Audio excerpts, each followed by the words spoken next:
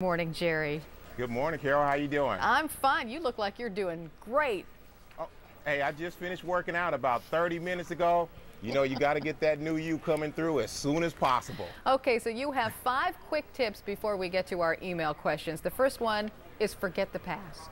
Yeah, which is very important because most people, they'll carry their 2003 habits into 2004. Forget the past, press on to the future. Don't even think about what you didn't do or how you did do well. But today, just clear your slate and start exercising and let the new you come through, because that is the key. Don't let the past stop you from your present. Go forward, go forward, go forward. Oh, make it happen. I'm going to do it. You sold me. The next tip is set realistic weight loss goals. So don't say, oh, I want to lose 40 pounds. Most definitely, Carol, because most people come in, they've been telling me already, Jerry, I got to lose 30 pounds. I'm going to lose 5 pounds a week for the next 6 weeks. No, don't even do that. Focus on losing a half a pound or a pound of fat a week, because if you lose a half a pound of fat a week for the whole year, that's 26 pounds for the whole year. Wow. A pound a week, yeah, it's amazing. A pound a week is 52. The goal is to divide and conquer. Do not set yourself up for failure, because I want to make sure that new you come through. So be wise and put yourself in a position to win. Oh, this one sounds dangerous. Have a 7 and 7 every morning. Oh.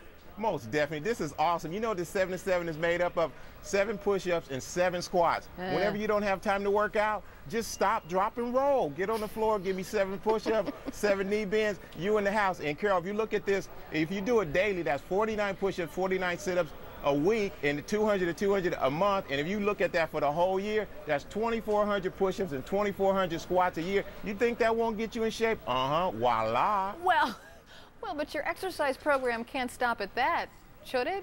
Most definitely, because what happens is I'm all about your habit. I want you to keep your habit in place, because most people, when they lose their habit, they don't feel good about exercising and stop exercising. So you can go from a 7 and 7 to a 10 and 10 to a 20 and 20 and a 30 and 30. Boom, you in shape. Okay. Voila. It's a building block. Now I get it. Avoid fad diets. That is your tip number 5.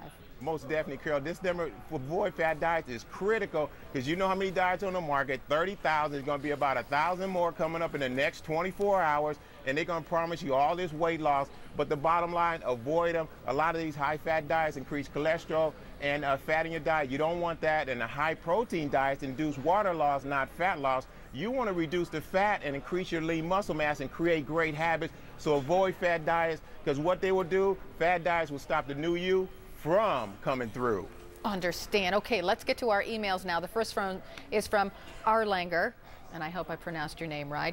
He asks, what are some ways to increase your fat burn? I currently weigh 180 pounds, and I would like to stay close to that weight, but would like to burn fat in the abdominal region.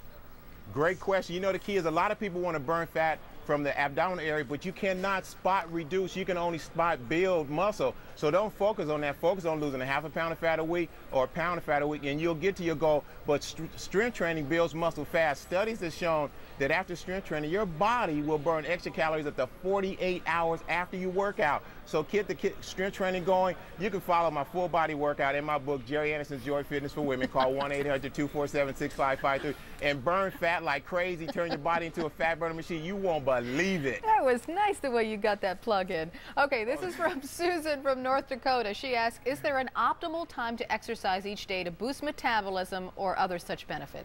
You know what, Susan, the best thing to do is when you can fit it in, set the time of the day you can work out. The best time is the time you can fit it in. But I believe is one bird in the hand is better than 2 in the bush. If you get it done in the morning, for the rest of the day, you clear and you burning fat. I've noticed in the past over the years when I've worked out, when I work out in the morning, my body is leaner than if I work out in the evening. So you really kick that fat burning capacity in the point and get it going. So that's 7 and 7 to a 10 and 10, 15 and 15, or follow the 12-minute workout in my book. Boom, you are on course, girl. I feel like getting up and doing some jumping jacks myself. This is from This is from Anthony. He says he's 25, he's from New York, he weighs 260 pounds, and he's had a lot of trouble staying on track with eating right. He says he's been good at running and doing cardio. It's just he cannot change his usual eating habits. Right, you know the thing to do, Anthony, you have all the other components, the strength training, aerobic exercise. Now we need you to dial the nutrition up. Here's the thing, make it a priority. Make sure that you meet all your nutritional needs every day. Have at least 5 to 6 pieces of fruit and vegetables a day, and make sure you eat lean meats and get it started and make your mind up. So if you get your mind right, things will go right. So eliminate all the fatty foods, and here's a great way to do it. Let all your friends and family members know that you're not going to eat unhealthy foods anymore. Then they will stop you every time you try to do it. And that's how you're going to make it to that gold champ. Come in with that lean, muscular body, and you're going to love it.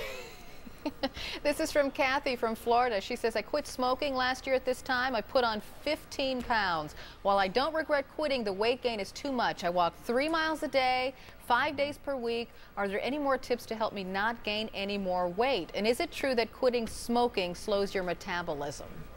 Kathy, you know what? I commend you for stop smoking, which is a great thing that you're doing. Make sure you keep the cardiovascular. You do need some strength training to keep your bones and muscles strong. And what happens is, here's a simple principle behind weight gain. You only gain weight when you take in more calories than you burn. So the key is, if you reduce your calorie intake or increase your calorie expenditure, you'll burn those calories off. But the key is, like I said earlier, divide and conquer. Set yourself up for success. Focus on losing ½ a pound of fat a week, and make sure you got a balanced program. Strength training, aerobic exercise, low-fat nutrition, and maintain a great outlook on your mind. So, Jerry, if she says to you, but I quit smoking, I'm not eating anymore, and still I gained 15 pounds, you don't believe her?